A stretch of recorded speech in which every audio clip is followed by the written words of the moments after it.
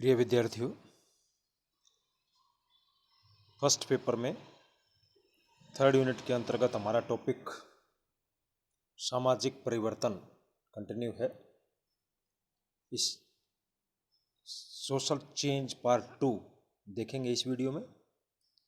इससे पहले social change part 1 में आप सामाजिक परिवर्तन का अर्थ, परिभाषा, विशेषताएं और प्रतिमान के बारे में जान चुके हैं। उससे नेक्स्ट है सामाजिक परिवर्तन के कारक, यानी what are the factors of social change.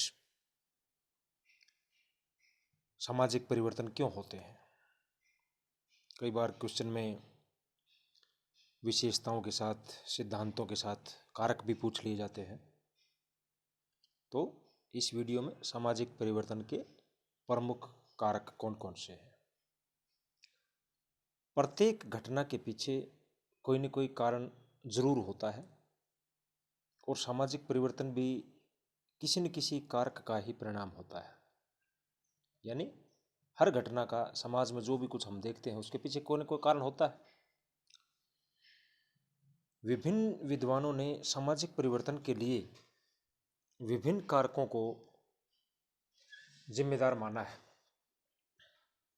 जैसे कार्ल मार्क्स ने आर्थिक कारकों को ज़्यादा महत्व दिया है। अगस्ट कॉम्टे ने बौद्धिक विकास के कारणों को उत्तरदायी माना है। मैक्स वेबर ने धर्म को सामाजिक परिवर्तन का प्रमुख कारक माना है। सोरोकिन ने संस्कृति को सामाजिक परिवर्तन का प्रमुख कारक माना है। तो अमेरिकन समाजशास्त्री हैं ऑकबर्न ने संस्कृति के पिछड़ेपन को ही सामाजिक परिवर्तन के लिए जिम्मेदार माना है। तो कहने का अभिप्राय है कि अलग अलग विद्वान समाजशास्त्रियों के अलग अलग मत हैं इस मामले में कि सामाजिक परिवर्तन के क्या क्या कारक हैं। बहुत से कारक हैं। कोई विद्वान किसी एक कारक को ज़्यादा महत्वपूर्ण मान लेता है तो कोई दूसरा विद्वान किसी अन्य कारक को ज़्यादा महत्वपूर्ण मान लेता है। लेकिन सामाजिक परिवर्तन का कोई एक कारक नहीं है। सामाजिक परिवर्तन लाने के लिए समाज में एक साथ अनेकों कारक जिम्मेदार होते हैं। वास्तव में कई कारक हैं और उन्हीं में से कुछ प्रमुख कारक इस प्रकार से हैं। पहला है प्राकृतिक अथवा भौगोलिक कारक। इसको कह सकते हैं हम ज्योग्राफिकल कॉज या नेचुरल फैक्टर्स। जंगल, पहाड़, ऋतु, नदी, नाले, पृथ्वी, जलवायु, मौसम, नदी आदि सारे मिलकर के क्या बनाते हैं? भौगोलिक पर्यावरण का निर्माण करते हैं, या यूं कह सकते हैं इन्वायरमेंट। प्राकृतिक पर्यावरण, भौगोलिक पर्यावरण। और ये भौगोलिक पर्यावरण मानवीय संबंधों और व्यवहारों को भी निरंतर प्रभावित करता है। बाढ़ है, अकाल है, भूकंप है, ज्वालामुखी फटना है, ये सब समाज को नष्ट करते हैं, हानि पहुंचाते हैं। जूलियन हक्सले का इस बारे में मत है कि जलवायु और भूमि का मानवीय संबंधों से घनिष्ठ रिश्ता होता है। भौगोलिक कारक जो हैं हमारे स्वास्थ्य, मानसिक और शारीरिक क्षमता, संस्कृति और सभ्यता, खान पान, रहन सहन और हमारी सामाजिक संरचना, धार्मिक संरचना को प्रभावित करते हैं। तो सामाजिक परिवर्तन का सबसे महत्वपूर्ण जो कारक मानते हैं हम, भौगोलिक कारक, जो पहले नंबर पर है कि भूकंप आ जाए, बाढ़ आ जाए, अकाल आ जाए, सूखा पड़ जाए, महामारी आ जाए तो कितने लोगों का पलायन होता है, कितने लोगों का पुनर्वास होता है। एक स्थान छूट जाता है, उनका घर बर्बाद हो जाते हैं, दूसरी जगह जाते हैं। इसी प्रकार मौसम बदलते हैं, उसके हिसाब से भी होता है। तो ये सारे जो प्राकृतिक पर्यावरण से संबंधित जो कारक हैं, भौगोलिक पर्यावरण संबंधित, ये हमारे मानव के सामाजिक संबंधों को प्रभावित करते हैं, अंततः सामाजिक परिवर्तन लाने के लिए उत्तरदायी होते हैं। नंबर 2 पे हैं प्राणी शास्त्रीय अथवा जैविकीय कारक, बायोलॉजिकल फैक्टर्स, ये भी भूमिका निभाते हैं। ये वो कारक होते हैं जो हमें अपने माता पिता द्वारा वंशानुक्रमण से प्राप्त होते हैं, यानी हेरिडिटरी। कहते हैं ना कि भाई अपने माता पिता से ये गुण प्राप्त किया, बायोलॉजिकली हेरिडिटरी में जो चीज़ प्राप्त होती है। जनसंख्या के प्रकार को निर्धारित करने वाले कारक होते हैं ये। हमारी प्रजनन दर, विवाह की आयु, हमारी कद काठी, हमारा शारीरिक गठन, रंग रूप, ये सब कहाँ से तय होता है? ये जैविकीय कारकों से तय होता है। और ये समाज में सामाजिक मूल्यों, प्रतिमानों और हमारी नैतिकता को प्रभावित करता है। डार्विन ने इन कारकों को प्रमुख स्थान दिया था। और डार्विन तो बायोलॉजी के विद्वान थे। तो डार्विन से इस चीज़ को ग्रहण किया समाजशास्त्र में हर्बर्ट स्पेंसर, जो इंग्लैंड के समाजशास्त्री थे। ह्यूमन इवोल्यूशन और ओरिजिन ऑफ स्पेसीज 2 पुस्तकें थी डार्विन की बायोलॉजी में। उनसे सोशियोलॉजी में उस सिद्धांत को इम्प्लीमेंट करने का जो श्रेय है वो इंग्लैंड के समाजशास्त्री हर्बर्ट स्पेंसर को जाता है। हर्बर्ट स्पेंसर ने सामाजिक उद्विकास का सिद्धांत दिया था जो प्राणी शास्त्र से लिया गया है। तो प्राणी शास्त्र या जैविकीय कारक जो हैं ये हमारी समाज में बहुत सा परिवर्तन लेके आते हैं। तीसरा जो कारक है वो है जनसंख्यात्मक कारक, पॉपुलेशन रिलेटेड, यानी इसको कहेंगे हम डेमोग्राफिकल फैक्टर्स। डेमोग्राफिकल फैक्टर्स अथवा जनसंख्यात्मक कारक जनसंख्या की संरचना, जनसंख्या का आकार, जन्म दर, मृत्यु दर, साक्षरता दर, स्त्री पुरुष अनुपात, देशांतरगमन, जनसंख्या की वृद्धि या बहुलता कमी, जीवन प्रत्याशा, लाइफ एक्सपेक्टेशन जिसको बोलते हैं, युवकों और वृद्धों की संख्या कितनी है समाज में, ये सब चीज़ किससे रिलेटेड हैं? ये हमारे समाज की जनसंख्या से रिलेटेड है, देश की जनसंख्या से संबंधित होती है। सोशोलॉजी में एक सोशोलॉजी ऑफ पॉपुलेशन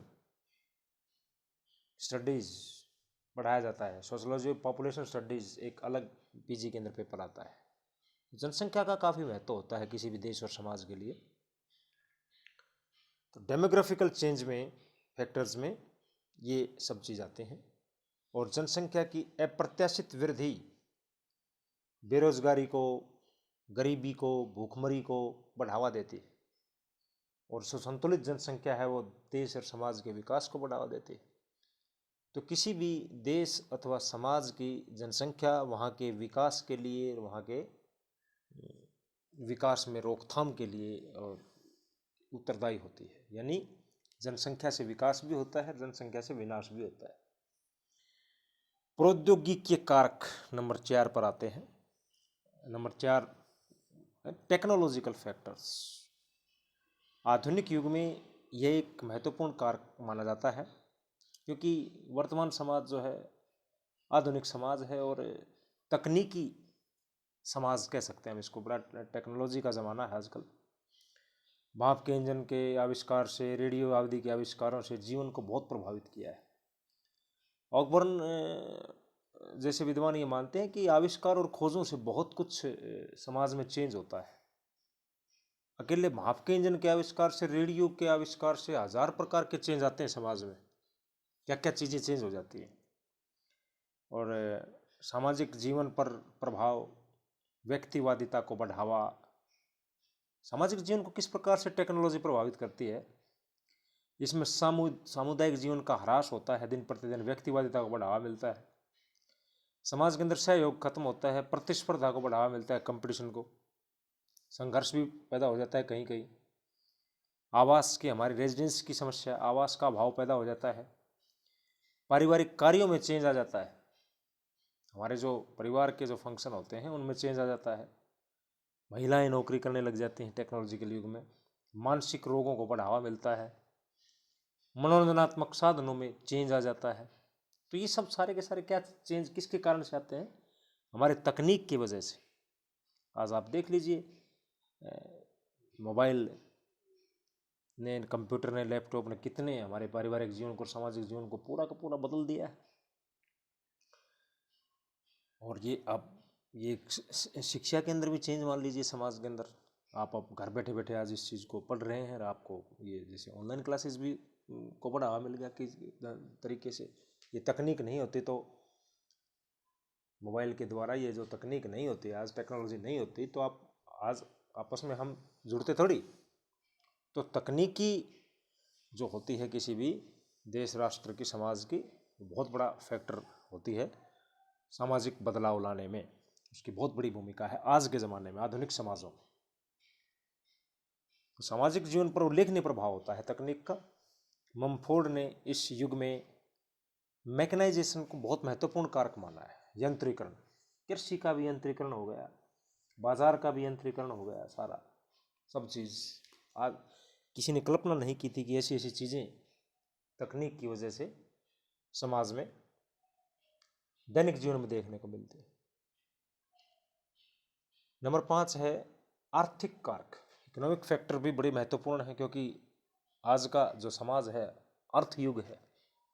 आज का युग क्या है? भौतिकवादी युग है, अर्थ युग है। कार्ल मार्क्स जो है ऐसे कारकों को सबसे महत्वपूर्ण मानते हैं। कार्ल मार्क्स ने आर्थिक कारकों को सबसे ज़्यादा महत्वपूर्ण माना है। संपत्ति का स्वरूप क्या है, प्रॉपर्टी का फॉर्म क्या है, उस व्यवसाय अथवा पेशे की प्रकृति क्या है, संपत्ति का वितरण किस प्रकार से हो रहा है, लोगों का जीवन स्तर कैसा है, ऊंचा है या life style of the people, व्यापार चक्र कैसा है, वर्ग संघर्ष, उत्पादन प्रणाली का स्वरूप, ये सब चीज़ क्या है?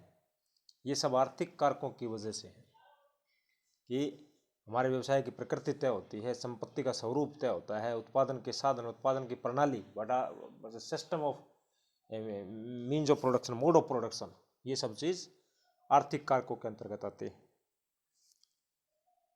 और जिस प्रकार समाज की सामाजिक, राजनीतिक, धार्मिक और सांस्कृतिक व्यवस्था पर आधारित है, अतः जब समाज के आर्थिक ढांचे में परिवर्तन आता है तो संपूर्ण सामाजिक व्यवस्था भी बदलाव के दौर में होती है, बदलाव के दौर से गुजरती है। यानी जब समाज का इकोनॉमिक स्ट्रक्चर चेंज होगा तो समाज परिवर्तन से अछूता कैसे रह सकता है? बिल्कुल नहीं रह सकता। तो समाज में परिवर्तन आर्थिक कारकों से भी बहुत अधिक मात्रा में होते हैं। नेक्स्ट है मनोवैज्ञानिक कारक, साइकोलॉजिकल फैक्टर्स। मानसिक असंतोष एवं संघर्ष जो है वो सामाजिक संबंधों को प्रभावित करते हैं। शुरू में, आरंभ में मानसिक असंतोष की वजह से व्यक्ति का विघटन होता है, परिवार का विघटन होता है और अंततः पूरे समाज का विघटन होता है। और ये जो कई बार जो चीज़ें हैं ये तनाव से शुरू होकर के, विच्छेद से शुरू होकर के, अलगाव से शुरू होकर के हत्या और आत्महत्या और अपराध की तरफ भी जाती। तो सारा का सारा जो ये चीज़ है, हत्या, अपराध, आत्महत्या, ये सामाजिक विघटन को बढ़ावा देती हैं, विसंगति को बढ़ावा देती हैं। मनोवैज्ञानिक कारक बहुत बड़ा फैक्टर है किसी भी समाज में चेंज लाने के लिए। और आज कल वर्तमान में जैसे भी ये कोरोना महामारी चली हुई है, तो आप देख रहे हैं कि पूरा का पूरा समाज जो है अवसाद की, डिप्रेशन के दौर में मान सकते हैं अपन। तो ये मनोवैज्ञानिक कारक है जो समाज में बदलाव होते हैं। राजनीतिक कारक, पॉलिटिकल फैक्टर्स, बहुत बड़ा फैक्टर है। किसी भी देश के अंदर वोटिंग बिहेवियर, प्रजातंत्र के अंदर मूल्यों में परिवर्तन, प्रतिमानों में परिवर्तन होता है, वो राजनीतिक कारकों के अंतर्गत आता है। युद्ध, विभिन्न देशों के बीच में जो विघटन होता है, देशों के बीच में शीत युद्ध चलता है, कोल्ड वार भी चलता है और वार भी चलती है। कई बार शासन का, सरकारों का तख्ता पलट जाता है और उसकी जगह पर आर्मी का रूल लागू हो जाता है, सैन्य शासन लागू होता है। जैसे आजकल बर्मा में है, रिसेंटली एग्जाम्पल, बर्मा जो हमारा पड़ोसी देश है, जिसको म्यांमार के नाम से जानते हैं आधुनिक युग में, म्यांमार के अंदर तख्ता पलट हो गया और वहाँ पर सैनिक तानाशाही समाप्त हो गई। तो ये सब चीज़ समाज को बदल देते हैं। युद्ध है, लड़ाई है, शीत युद्ध है, दो देशों के बीच में तनाव है, ये सब चीज़ बदलता है। और इसके अतिरिक्त विभिन्न राजनीतिक दलों की जो व्यवस्था है, विचारधारा है, आइडियोलॉजी है, वो भी देश के अंदरूनी हालात को बदलती है, समाज को बदलती है। आज एक दल की सत्ता है, कल चुनाव के बाद दूसरे राजनीतिक दल की सत्ता आएगी तो वो अपनी नीतियाँ और अपनी विचारधारा लागू करेगी, जो कि समाज में बदलाव लेके आती है। नेक्स्ट है सांस्कृतिक कारक। अपनी संस्कृति के तत्वों को दूसरों से ग्रहण करते हैं, अपनी संस्कृति को दूसरों से श्रेष्ठ मानते हैं, अपनी संस्कृति का प्रचार प्रसार करते हैं। ये सब जो है सांस्कृतिक कारकों के अंदर सम्मिलित होता है, जो सामाजिक परिवर्तन को लेके आते हैं। सामाजिक परिवर्तन और सांस्कृतिक परिवर्तन को कई बार एक मानते हैं अपन, विद्वान मान लेते हैं कि सामाजिक परिवर्तन और सांस्कृतिक परिवर्तन में क्या अंतर हुआ। भाई जो फर्क आप समाज और संस्कृति में मानते हैं, दोनों अलग अलग टॉपिक्स हैं। समाज और संस्कृति दोनों को पढ़ चुके हैं आप। समाज को पहले यूनिट में, संस्कृति को आप दूसरे यूनिट में पढ़ चुके हैं।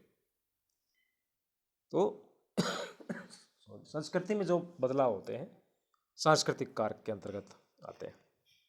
हम अपनी संस्कृति का प्रसार करते हैं, अपने सांस्कृतिक प्रतिमान मूल्यों को लागू करने की कोशिश करते हैं, दूसरी संस्कृति को ग्रहण करते हैं। ये सब सांस्कृतिक कारकों में आता है। वैचारिक कारक, अपने विचारों से समय समय पर जो समाज के अंदर परिवर्तन लेके आते हैं, वैचारिक कारक, आइडियोलॉजी।